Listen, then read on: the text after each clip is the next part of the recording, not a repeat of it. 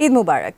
ঈদের শুভেচ্ছা জানিয়ে সবাইকে আমন্ত্রণ জানাচ্ছি ডিফেন্ডার হোটেল অ্যান্ড রিসোর্টস লিমিটেডের সৌজন্যে হ্যাপেনিং পয়েন্টে।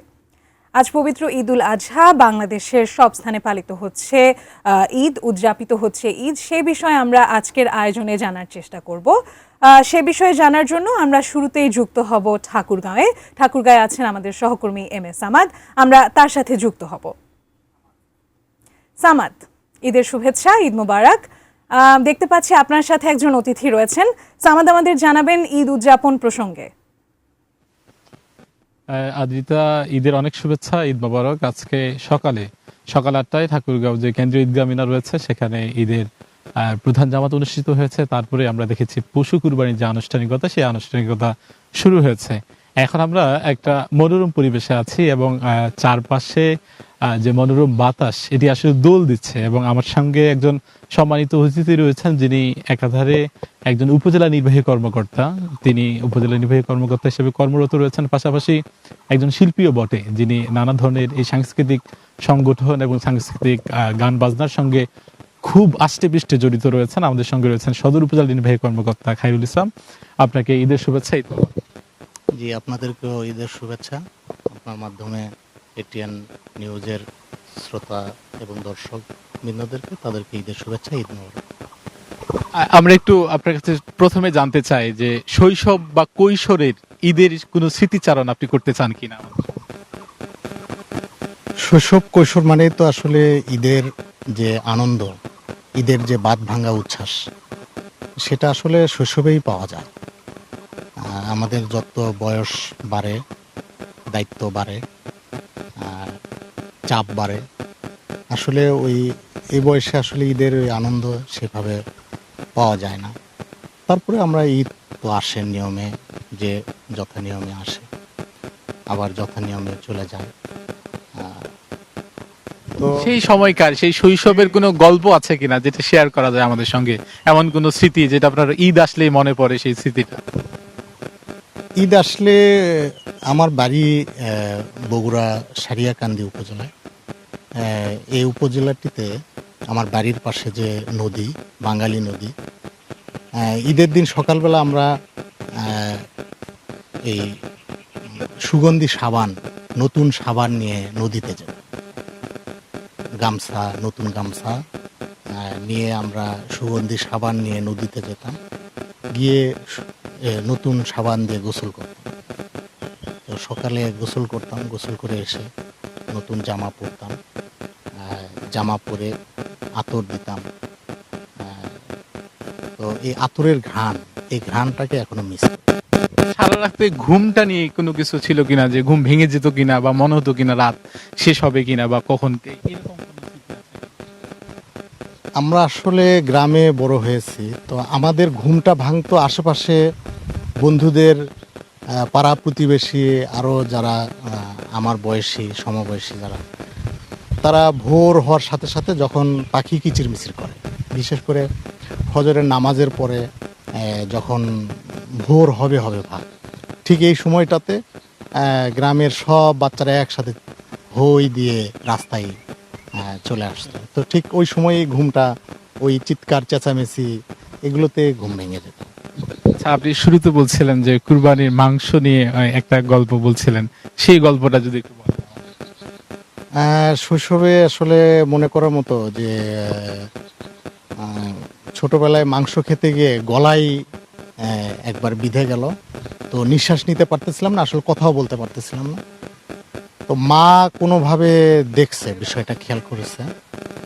খেয়াল করার পরে মা যখন দেখছে যে আমার চোখটা উল্টে গেছে, নিঃশ্বাস নিতে পারতেছি না, আমি কোনো শব্দ করতেছি না, তখনই উনি এসে যখন দেখতেছে আমি পড়ে যাচ্ছি, তখনই দেখে যে পড়ে যাচ্ছে। তো মুখে হাত দিয়ে যখন দেখে যে মুখের ভিতর মাংস, আমি ঢোক গিলতে পারতেছি না, তখন মা আঙ্গুলটা দিয়ে, মুখের ভিতর আঙ্গুলটা দিয়ে মাংসটা টেনে বের করে, আর তখন আমি দম ফিরে পাই। তো এই স্মৃতি, এই ইয়েটা আমার মানে এখনো। ঈদ আসলে এই মায়ের সঙ্গে যে এই যে আপনার স্মৃতিটা, এটা কষ্টদায়ক যে স্মৃতি, এটা আপনার তাহলে প্রায়ই মনে পড়ে।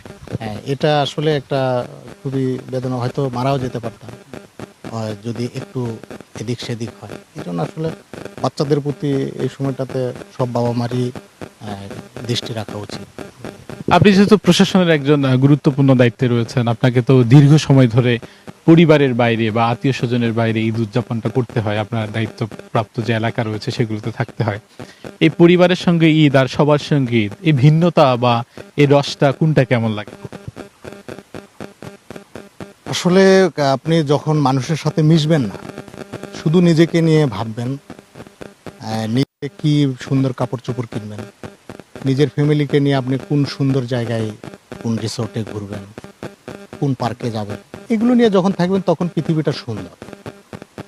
কিন্তু আপনি যখন মানুষের কাতারে যাবেন, যে 10 কেজি চাউলের জন্য মানুষের যে কি পরিমাণ হাহাকার, বা একটা নতুন কাপড় কিনে দিতে পারেনি এজন্য একটা মেয়ে সুইসাইড করতেছে, বা যখন আপনি একটা এতিমখানায় গিয়ে দেখলেন যে তারা হয়তো 1 মাসে একদিন মাংস খায়, তো এই বিষয়গুলো যখন আপনি একদম মাঠ প্রশাসনে আপনি যখন কাজ করবেন, তখন আসলে আনন্দের চেয়ে ওই জিনিসগুলো মাথায় খুব মানে দেয়, পীড়া দেয়।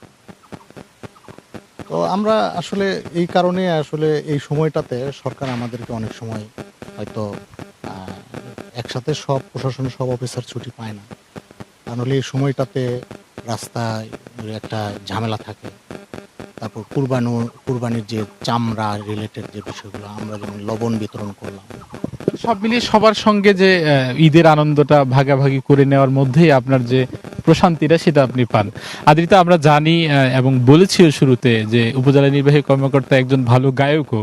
আমরা যেহেতু আজকে ঈদের দিন, আমরা একটু আপনার কাছে গান শুনতে যাচ্ছি, একটা যদি আমাদের গান শোনান।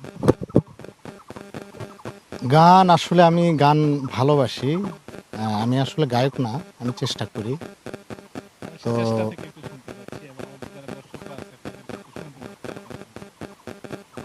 ঈদ আসে, ঈদ চলে যায়, এইভাবে জীবনও এভাবে একটা করে বছর চলে যায়। তো সৈয়দ আব্দুল হাদীর একটি গান, এই গানটি সবার জানা। তো এই একটা গান আমার খুবই ভালো পছন্দের। এই গানের 2টা লাইন আমি আপনাকে গিয়ে শোনাতে চাই। চোখের নজরে এমনি কইরা একদিন খইয়া যাবে, জোয়ার ভাটাই পইরা 2 চোখ নদী হইয়া যাবে, ওরা চোখে যা দেখিলা তাই রইয়া যাবে, ও ওরা চোখে যা দেখিলাম তাই রইয়া যাবে। চোখের নজরে এমনি কইরা একদিন খইয়া যাবে, জোয়ার ভাটাই পইরা 2 চোখ নদী হইয়া যাবে, ওরা চোখে যা দেখিলাম তাই রইয়া যাবে, ও ওরা চোখে যা দেখিলাম তাই রইয়া যাবে।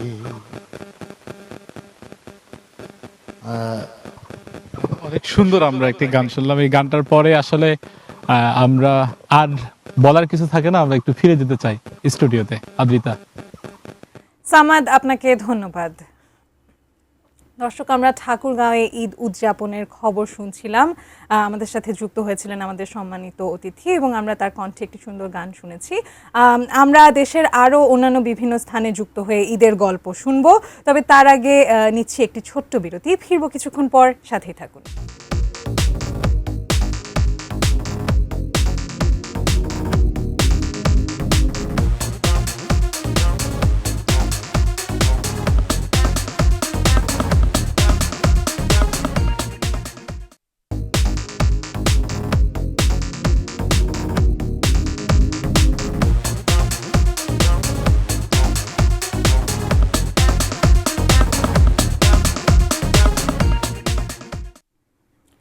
বিরতি শেষে আরও একবার সবাইকে আমন্ত্রণ জানাচ্ছি ডিফেন্ডার হোটেল অ্যান্ড রিসোর্টস লিমিটেডের সৌজন্যে হ্যাপেনিং পয়েন্টের আজকের আয়োজনে আমরা যেমনটি বাংলাদেশের বিভিন্ন স্থান থেকে ঈদ উদযাপনের গল্প শুনছিলাম, এখনও আমরা যুক্ত হব ব্রাহ্মণবাড়িয়ায়। সেখানে আছেন আমাদের পূর্বাঞ্চলীয় ব্যুরো প্রধান পীযূষ কান্তি আচার্য। আমরা সরাসরি যুক্ত হয়ে তার থেকে ঈদ উদযাপনের গল্প সম্পর্কে শুনব। পীযূষ, ঈদ মুবারক। ঈদের শুভেচ্ছা জানিয়ে শুরু করছি। আমরা দেখতে পাচ্ছি আপনার পাশে একজন সঙ্গীত শিল্পী রয়েছেন, তার ঈদ উদযাপনের গল্প আমাদের শোনাবেন। আদ্রিতা, আপনি জানেন শিল্প সাহিত্য সংস্কৃতির রাজধানী ব্রাহ্মণবাড়িয়া। ঈদুল আজহা উপলক্ষে কিন্তু সংস্কৃতির রাজধানী ব্রাহ্মণবাড়িয়া তো বিভিন্ন অনুষ্ঠান হয়।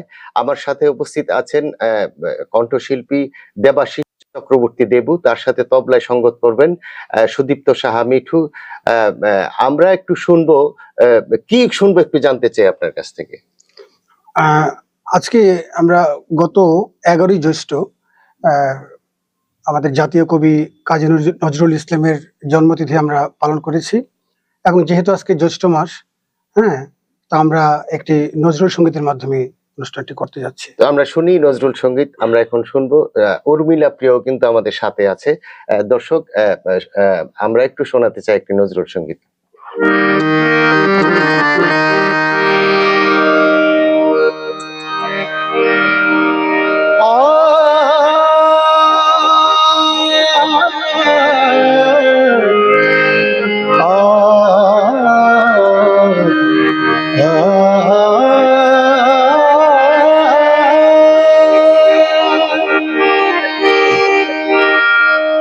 আলগা করো গো খোপার বাঁধন, আলগা করো গো খোপার বাঁধন, দিল বহি মেরা फंस गई, दिल बही मेरा फंस गई, বিনোদ বেনি জরিন পিতাই, বিনোদ বেনি জরিন পিতাই, अंधा इश्क मेरा फंस गई, अंधा इश्क मेरा फंस गई।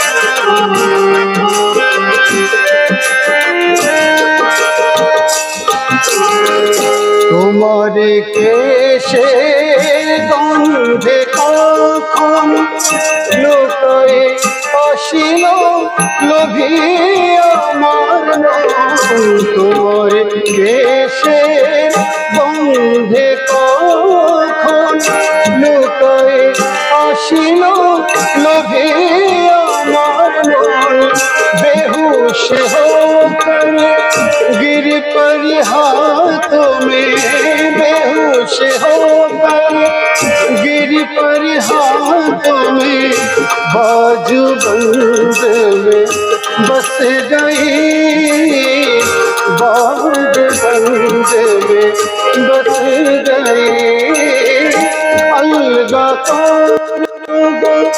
खुबार बांधूं, दिल बही मेरा फंस गई, दिल बही मेरा फंस गई।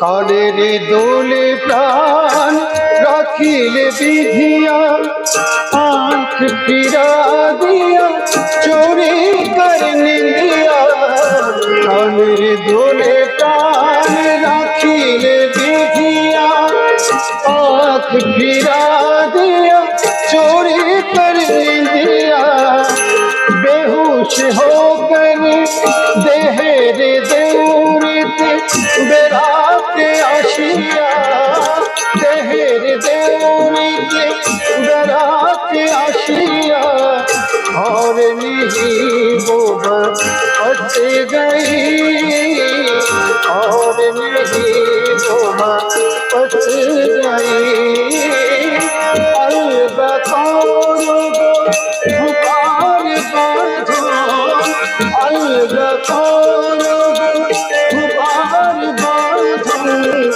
दिल वही मेरा फंस गई दिल वही मेरा फंस गई दिल वही मेरा फंस गई।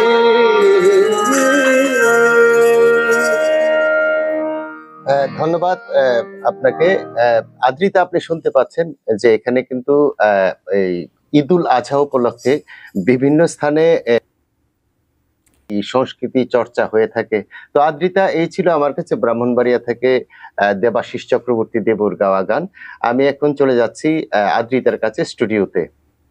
পীযূষ, আপনাকে ধন্যবাদ। আমরা দেবাশিস চক্রবর্তী দেবুর কণ্ঠে ব্রাহ্মণবাড়িয়া থেকে খুব সুন্দর একটি নজরুল গীতি শুনছিলাম। সেই গানের রেশ থাকতে থাকতেই আমরা আজকের হ্যাপেনিং পয়েন্টের আয়োজন শেষ করব। সঙ্গে থাকুন, দেখতে থাকুন এটিএন নিউজ। অসংখ্য ধন্যবাদ সবাইকে।